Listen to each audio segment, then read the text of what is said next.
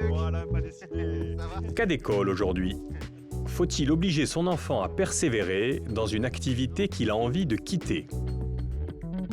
Cette interrogation anime bien des parents, sauf ceux de Théo Ceccaldi. Voyons où tout cela peut mener, avec ou sans filtre.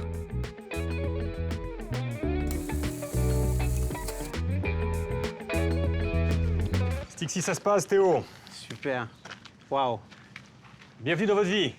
Merci. Et la vie de ceux qui vous ont précédé, et que vous allez nous raconter d'ailleurs, hein, en commençant par le plus loin que j'ai. Eh oui. Mais écoutez, ma grand-mère, Odette, avec son mari, Toussaint Ceccaldi derrière, et des membres de la famille autour. Je pense que c'est leur mariage. Et on est où là? Et là, on est en Algérie. Eh oui, ça vous paraît naturel, vous. On est en Algérie. Comment un Ceccaldi s'est retrouvé là-bas, oui. Ben, écoutez, ça remonte à longtemps parce que je pense que c'est les parents de mes grands-parents qui sont partis de Corse en Algérie. Ah oui, c'est les arrière-grands-parents. Voilà. C'est d'Evisa hein, qu'on parle. D'Evisa, ouais, d'Evisa. effectivement. Et il n'y a personne qui va revenir à Evisa parce que eux, effectivement, Toussaint et Odette naissent en Algérie. Ouais. Ils vont faire une grande partie de leur vie en Algérie. Tout à fait. Oui. Dont la naissance de mon père et de mes 4 oncles et tantes. Exactement. Et puis après, ils vont revenir en France. Et cette photo, elle est prise en France, non, j'imagine? C'est votre grand-père, là, toujours? C'est ça, Toussaint, avec les 4 enfants. Donc Serge, le plus petit, qui avait 2 ans quand ils sont partis d'Algérie, en 1962. Et puis après, Antoine, le frère aîné de mon père, Christine et Marie-Ange, les 2 sœurs aînées de mon père. Et Toussaint, toujours, avec machine comptable. Je pense que c'était son véhicule de travail, puisqu'il travaillait dans les machines, les caisses enregistreuses. Il réparait les caisses enregistreuses dans les supermarchés, dans les magasins. Parce qu'il a fallu qu'il soit très dégourdi, parce qu'effectivement, quand ils sont revenus un peu sur le continent, ils vont d'abord être à Marseille, après ils vont aller à Rambouillet, il va changer de beaucoup de travail, hein, votre grand-père. Tout à fait, ouais. Il était, en Algérie, il était rémouleur dans le souk de Constantine, donc la ville où ils étaient. Et en fait, ils sont arrivés en France, grand déboussolement, et puis savoir, on s'adapte à la situation. Qu'est-ce qu'on fait pour faire vivre toute cette petite famille qui arrive, qui se sentent ni français, qui pour eux, leur terre, c'était l'Algérie. Et puis voilà, avec des connexions de la famille. Et puis on entend un jour parler d'un poste qu'il y aurait à Orléans, et puis mon grand-père, il emmène toute sa famille, il s'installe à Orléans, et c'est là que la famille s'établit. Que vous allez vraiment faire souche avec lui. Hein? Et voilà. Super photo. Super photo, Serge. Ça représente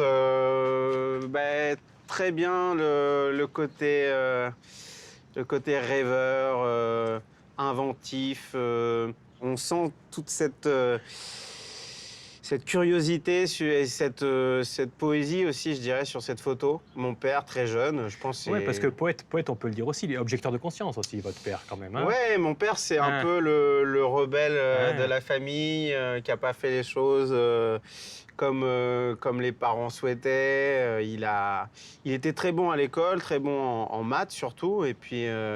En fait, il a eu cet appel de la musique, du bal folk, avec la guitare, le violon. Autodidacte, il va jouer combien d'instruments, votre père? Il joue du piano, de la guitare, il joue de la vielle à roue, il joue du nickel harpa, de l'accordéon. Il chante, il est chef de chœur, il compose. Exactement, tout son savoir qu'il a appris en tant qu'autodidacte, il va le mettre au service des autres aussi, parce qu'il va créer une association à Orléans qui s'appelle Musique et Équilibre. Effectivement, il y a 300 membres. C'est quoi la vocation de cette association? La vocation de Musique et Équilibre, c'est vraiment de rendre la musique accessible à tous. Donc c'est une association. Ça a été créé en 1986 à la suite de justement ces 2 années d'objection de conscience où mon père a commencé à travailler avec des personnes âgées, avec des personnes handicapées pour leur faire découvrir la musique. Complètement. Et après, il crée cette école, donc très ouverte à la toute petite enfance, donc les premiers cours pour les enfants de 2-3 ans. Il adore le collectif, les aventures collectives. Et c'est ce qu'il a fait pendant toutes ces années dans son école, aussi dans son activité de compositeur pour des pièces de théâtre. Il va nous accompagner tout au long de l'émission, ne vous inquiétez pas. Et un bal folk, justement, il rencontre elle un jour. Et oui, ma maman, voilà, qui est là sur la plage, Valérie Ceccaldi, donc qui, elle, c'est la douceur, c'est la folie aussi. Elle a un petit grain de folie qui aussi emmène toute la famille, qui emmène mon père vers des aventures. Elle a toujours des grands rêves, des grands rêves. Elle dit toujours, je ferai ça quand je serai grande, mais elle le dit toujours aujourd'hui. Voilà, donc elle a envie de faire des choses. Pareil, une force qui l'anime du collectif, de relier les gens, d'organiser des fêtes. Elle chante aussi beaucoup. Elle n'est pas musicienne professionnelle, mais très amoureuse de la musique, des mots. Elle écrit beaucoup. Elle écrit des textes. Elle a beaucoup écrit de textes pour toute la famille, pour les occasions. Voilà, c'est une poète aussi. Et je l'aime. Et elle avait de qui tenir. Regardez, je vous retrouve de l'autre côté de l'arbre. Très bien. Elle vient de là aussi, elle, hein? Son père, là. Eh oui, Roger Klein, donc mon grand-père, qu'on voit avec le violon juste derrière le pupitre et juste devant l'accordéoniste. Et ça, c'était en Indochine. En fait, mon grand-père était militaire. Il était dans l'armée et il était musicien dans l'armée. Et du coup, il s'est retrouvé en Indochine et il s'est retrouvé aux côtés du prince Sihanouk qu'on voit au saxophone, là. Et il s'est retrouvé dans son orchestre. Voilà. Donc la musique était des deux côtés de la famille. Et la musique, elle continue la musique même pendant le mariage. Venez, on va là-bas. Parce qu'effectivement, eh bien, on va le voir, hein, pendant le mariage, ça joue du violon, votre mère qui chante. Alors ça, c'est la fête, effectivement. Là, il n'y a rien d'extraordinaire. Mais ce qui est extraordinaire, c'est que quand la photo d'à côté, quand vous allez venir au monde, vous aussi, vous allez venir au monde en musique. Ouais, tout à fait. En fait, mon père aimait beaucoup jouer du piano et il composait au piano. Et en fait, mes parents ont fait le choix d'accoucher et de mettre au monde leur premier enfant, donc moi, dans une maternité un peu spéciale. Ma mère a accouché avec mon père au piano dans une pièce à côté, qui jouait. Et puis totalement naturellement. Et mon petit frère Valentin est né aussi de la même façon. De la même façon. Il y avait même une piscine dans la maternité. On pouvait accoucher dans l'eau. Vous l'avez fait ça? Non. Non. Elle était fermée, je crois. Effectivement. Elle était en travaux. Quelque chose vous dit que c'est la musique qui va guider votre vie. Et c'est pas la première surprise qu'il y a à votre enfance. Et la deuxième, on va la voir. Venez, dans une pièce là-bas. Venez avec moi.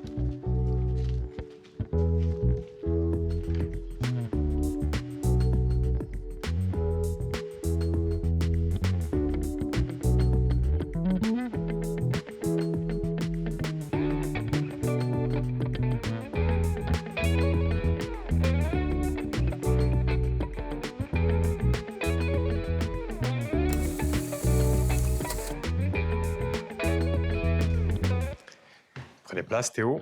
Merci.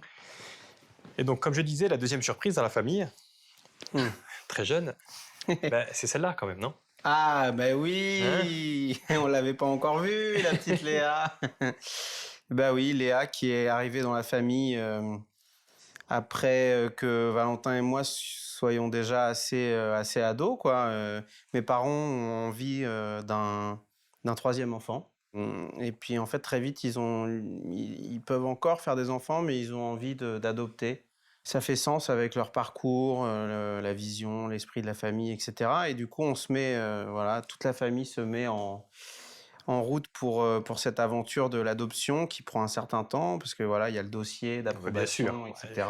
Et puis elle arrive dans la famille. Et elles se font vite dans l'ambiance de la famille, parce que la famille, en fait, votre quotidien, c'est ça, quoi. Oh là là là là. C'est de la musique, tout le monde Tout le temps, oui, peut-être, tout le temps. En tout cas, à Noël, on écrit des partitions pour faire des spectacles, on monte. Tout est prétexte à faire la fête, en fait. Partout, tout le temps, et pour n'importe quelle raison. Ouais. C'est ça. Il y a votre père, votre grand-père, vous, voilà, votre là, frère. On voit, mon grand-père, mon père, mon frère et moi. Ça, c'est le quatuor à cordes, un peu qu'on a l'habitude de faire à toutes les fêtes de famille, où on reprend des classiques de musique classique ou des compositions de mon père. Mais vous, c'est le violon. Et c'est le violon, d'abord, c'est vous qui choisissez le violon à 5 ans, où on vous met un violon dans les mains? En fait, c'est moi qui choisis, mais je suis un peu orienté, puisque mon père étant violoniste, mon grand-père étant violoniste, ça donne un cadre. Donc moi, je veux faire comme papa et papy. Vous faites comme papa, au début, vous aimez, puis après, vous allez rentrer pour commencer à prendre des cours, et ça se passe pas super bien avec le prof, finalement. Hein. À un moment, ça coince un peu le violon. On va dire que j'adore m'amuser après l'école plutôt qu'aller travailler mon violon. Donc, étant un petit peu feignant sur les bords, à chaque mercredi, quand je vais en cours de violon, mon prof se rend bien compte que j'ai pas bossé. Et comme c'est un prof vraiment à l'ancienne, très très bon violoniste par ailleurs, Christophe Bianco, mais assez exigeant, donc méthode italien à l'ancienne. Et du coup, c'est vrai que je ressors assez souvent du cours en pleurant ou en voulant arrêter le violon et tout, mais il n'y a pas moyen. Il n'y a pas moyen parce que votre père, qu'on voit super cool, objecteur de conscience, la liberté, artiste et tout, il vient vous voir et il dit non, mais il n'y a pas. Le violon, tu n'arrêtes pas, quoi. Il dit ça, en gros. C'est fou. Ouais, mes parents, en fait, à deux, ils sont assez d'accord là-dessus, sur le fait que faire une pratique musicale, ça donne aussi un cadre pour. Même pour l'école, même si on continue pas plus tard, en fait, c'est ce qu'ils nous disent. Tu arrêteras à 18 ans, mais jusqu'à 18 ans, en tout cas, tant que tu es à la maison, c'est violent, en gros. Voilà. Et c'est même plus que ça. Ouais. C'est des concerts de rue. Mais alors ça, ouais, c'est vrai que ma mère qui écrit par ailleurs, je te le disais tout à l'heure, des textes, etc., nous écrit des chansons. Mon père nous compose des musiques et puis on se met à faire des spectacles de rue. Le premier qu'on a fait, Falzar, Grand Sorcier d'Avignon. Falzar. Ouais, Falzar, où on était la banquette arrière compagnie. Magnifique. On y va, quoi, sur la scène. Mais va arriver un vrai moment déterminant pour vous, Théo. Je l'ai matérialisé ici, c'est à 13 ans. À 13 ans, vous découvrez, en fait, une musique. C'est vrai que c'est les premiers ateliers, exactement. En fait, à 13 ans, je commence à rentrer dans un petit atelier de jazz. Jazz et... C'est la liberté, le jazz. Voilà, le jazz, c'est ce qui va m'amener à choisir la musique. C'est à improviser, jouer ornementé autour des thèmes. Il n'y a pas cette fichue partition qui est là, parce que la partition, vous avez un problème aussi avec la partition au début. Voilà. Je joue pas forcément toujours ce qui est écrit sur les partitions, donc là, je peux vraiment m'exprimer. Et puis, vous découvrez aussi votre instrument d'une autre façon, et je l'ai matérialisé comme ça. C'est vrai, là, le violon électrique qui apparaît, c'est vrai que je découvre qu'à ce moment-là, on peut jouer aussi du violon amplifié, qui peut sonner autrement, comme un saxophone ou comme une trompette, et que je peux mettre même des petits effets dessus, comme de la distorsion ou de la reverb, et que ça peut aussi amener d'autres chants. Et ça, c'est mon premier vrai groupe que j'ai eu, qui a commencé quand j'avais 14-15 ans, qui s'appelait Quartier Jazz. Quartier Jazz. Et on a eu une belle aventure avec ce groupe, avec mes trois amis, Julien, Eric et Adrien. D'ailleurs, Adrien, le batteur avec qui je continue encore à faire de la musique aujourd'hui, là, qu'on nous voit tous les deux sur cette photo. Et avec Quartier Jazz, on sort notre premier disque. Ouais, coup de cœur Quartier Jazz. Coup de cœur au pluriel pour nos 4 petits cœurs à l'époque qui battaient fort. Parce que là, vous vous mettez en tête, dites-moi si je me trompe, de devenir musicien professionnel en fait, et d'intégrer donc un conservatoire. C'est ça. Et pour intégrer un conservatoire, vous choisissez le conservatoire qui est tenu par Monsieur Bianco, que vous aviez quand vous étiez élève. Voilà. Hein, c'est ça, oui, pourquoi faire simple. Sauf que Monsieur Bianco, il est très exigeant, donc il va falloir excessivement travailler pour aller avec lui. C'est ça, en fait, c'est à peu près à cette période-là que j'ai la révélation. Je me suis dit, voilà, je prends énormément de plaisir à faire de la musique, à composer, à improviser, mais il me manque encore de la technique, et je le réalise juste à ce moment-là. Je me dis, il me manque encore un bagage technique pour aller plus loin. Et donc, je me dis, je vais reprendre les bases classiques à peu près depuis le début. Donc, je recontacte mon ancien prof, Christophe Bianco, qui est parti en région parisienne dans un conservatoire. Et je lui dis, voilà, je suis prêt, je veux rentrer dans votre classe et je suis prêt à travailler avec acharnement. 3-4 heures par jour. Voilà, quoi, hein, même des fois 6. Même des fois 6. Et vous allez finir effectivement par rejoindre ce conservatoire. Voilà. Mais pour rejoindre ce conservatoire, eh bien, j'ai envie de dire, vous changez un peu d'univers parce que désormais, vous jouez beaucoup de classiques, en fait, Théo. Ouais, le jazz est un peu de côté, là. C'est ça. À cette période-là, je me replonge vraiment dans le répertoire classique. Je commence à faire mes premiers cachets aussi d'intermittents du spectacle avec les orchestres parisiens, l'orchestre Padeloup. Je rejoins l'orchestre symphonique d'Orléans. Et vraiment, je me dis, voilà, le classique, il y a énormément de choses à apprendre, à découvrir. Je me passionne pour des compositeurs aussi qui me touchent, comme Béla Bartók, comme Igor Stravinsky, comme Prokofiev. Je tombe amoureux de cette musique et puis de son exigence. Et ça me fait avancer beaucoup sur le violon, sur l'instrument. Sauf que votre avenir, là, c'est d'être un honnête joueur de musique classique dans un orchestre. Ouais. Et j'ai envie de dire, heureusement ou pas, quoi qu'il en soit, il y a quelque chose qui arrive dans votre vie à ce moment-là. C'est votre frère Et ouais, qui vous rejoint à Paris.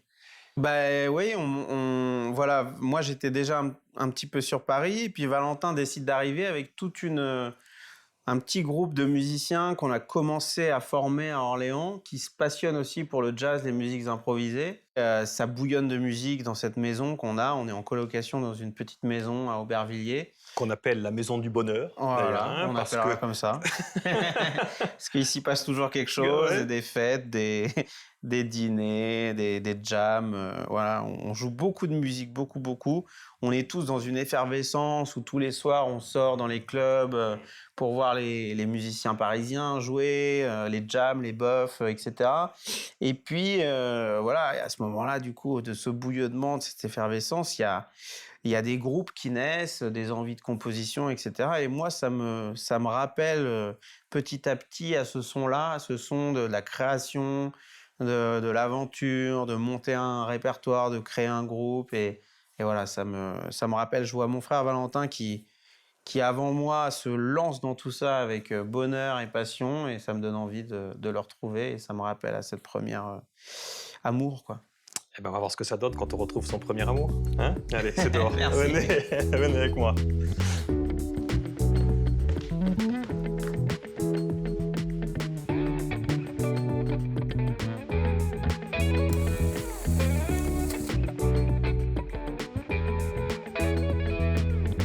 Et donc, Théo. Ouais. Eh ben, là, il n'y a pas de surprise. Hein. On écoute.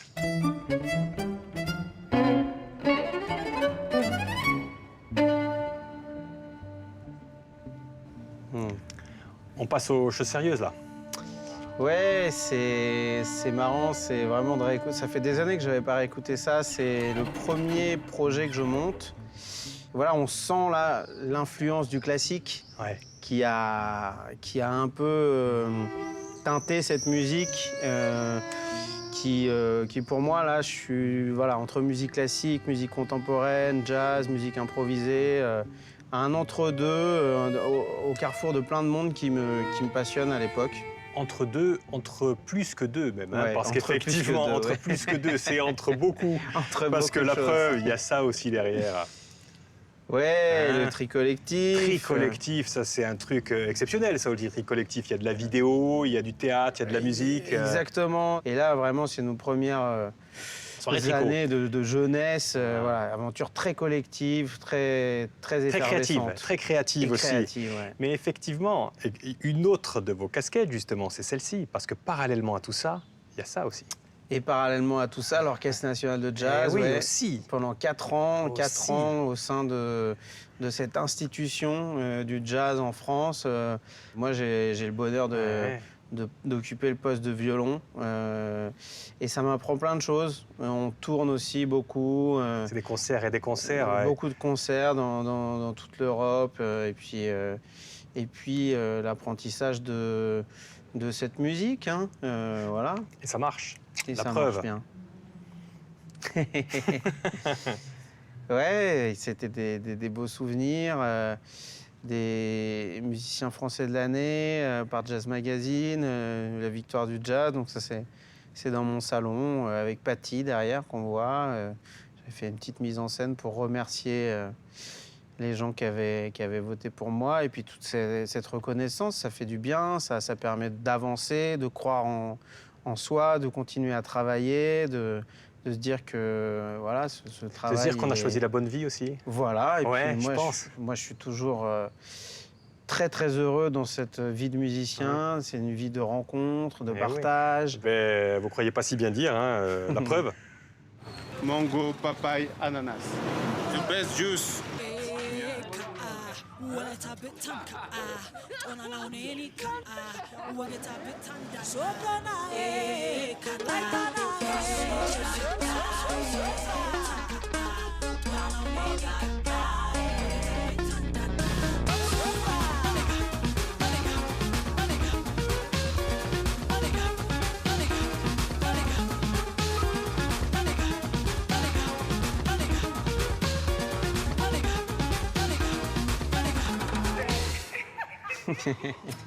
C'est top, ça. C'est cool, ouais. C'est quoi, cet héros? Ben, c'est très émouvant parce que c'est les débuts de mon projet Koutou, qui est un projet franco-éthiopien. Donc, en 2019, je vais en voyage d'exploration musicale à Addis Abeba, parce que je suis fan des voix éthiopiennes et notamment des chants Asmari, qui sont les chants traditionnels éthiopiens. Je suis fan des timbres, des voix, de ces gammes, de ces ornementations. Et je vais à Addis pour découvrir cette scène et je rencontre deux incroyables chanteuses avec qui je monte ce projet Koutou. Et là, ce qu'on voit, c'est vraiment les premières résidences. Quand je découvrais le pays, qu'on est allé avec toute l'équipe française, commencer à travailler ensemble, les premiers concerts à Addis Abeba, etc. Et c'est magnifique. Oui, mais c'est très belle expérience qui vit encore aujourd'hui et on prépare notre deuxième album, là. Complètement, mais là, il y a de la voix maintenant avec votre musique. Il fallait évoluer vers là, c'était automatique. C'est pour rejoindre un petit peu le côté folk de votre père. Ouais, je crois qu'il y a quelque chose comme ça où, à un moment donné, j'étais dans une musique instrumentale assez complexe. Le jazz, je dis pas que le jazz est toujours complexe, mais j'avais envie de prouver des choses, je pense, jusqu'à un certain moment de ma vie, où j'avais envie de montrer tout ce que j'avais appris. On a toujours cette envie. Et puis, à un moment donné, on fait un peu... voilà, on prend du recul sur tout ça et on a envie de se concentrer sur l'essentiel. Et pour moi, ça passait par voilà, la voix, qui est l'instrument le plus direct, le plus naturel. Et j'avais envie de me reconnecter à ça, à des musiques traditionnelles, des musiques ancestrales, des musiques de trance. Et l'Éthiopie a été un très beau vecteur d'aller vers tout ça. Et aujourd'hui, c'est un peu la voie dans laquelle je m'épanouis, quoi. Oui, puis il y a un retour un peu peut-être à l'intime, parce que ça, c'est de la musique folk quand même. Hein. C'est de l'Éthiopie. C'est de la musique folk traditionnelle. On revient un petit peu à la musique folk de votre papa. Et ça me conduit justement avec la diapo d'après. On revient toujours à la famille, on revient toujours à la source avec vous. Et ça, c'est pour les 50 ans de votre père. Ouais, là, c'était une soirée que mon père lui-même avait orchestrée, du coup, en reprenant des musiques à lui, en convoquant plein d'amis musiciens. Et pour ses 60 ans, 10 ans après, même j'en avais parlé à mon frère un petit peu avant, à peu près 2 ans auparavant, je lui avais dit qu'il faudra qu'on fasse quelque chose pour papa. Et en fait, pendant 2 ans, on a fait les fonds de tiroir, on a recherché dans les vieux ordinateurs des bouts de musique de mon père qui avait laissé un peu de côté. Voilà, on a fait une sélection. Combien il y en avait de morceaux? Il a composé combien de morceaux? Il a composé plus de 600 pièces en tout dans sa vie et on a fait de grandes recherches dans tout ça. On a retrouvé aussi, nous, les thèmes qui nous avaient touchés étant enfants, qui nous rappelaient des choses de l'enfance et des bandes originales un peu de notre enfance. Et on a rendu hommage à la musique de notre papa Serge. Mais en fait, vous avez offert ce disque. Oui, voilà, vous avez tout réenregistré. Et le jour de ses 60 ans, quand arrive le gâteau, vous arrivez joyeux anniversaire, comme depuis toujours. Et vous lui dites, tiens, c'est pour toi. Et là, il met dans le lecteur et il entend ça, quoi.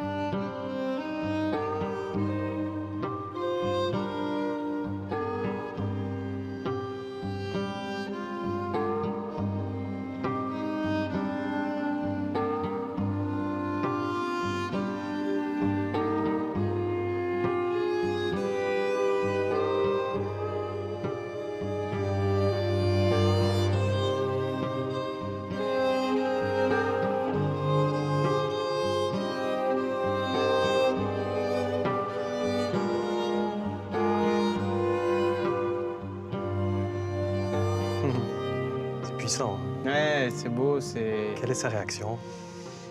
Ben non, là, c'est très, très, très émouvant. C'est un des plus forts moments qu'on a vécu, je pense, en famille. Mon père, en fait, on lui offre un vinyle. On a fait faire un vinyle à exemplaire unique.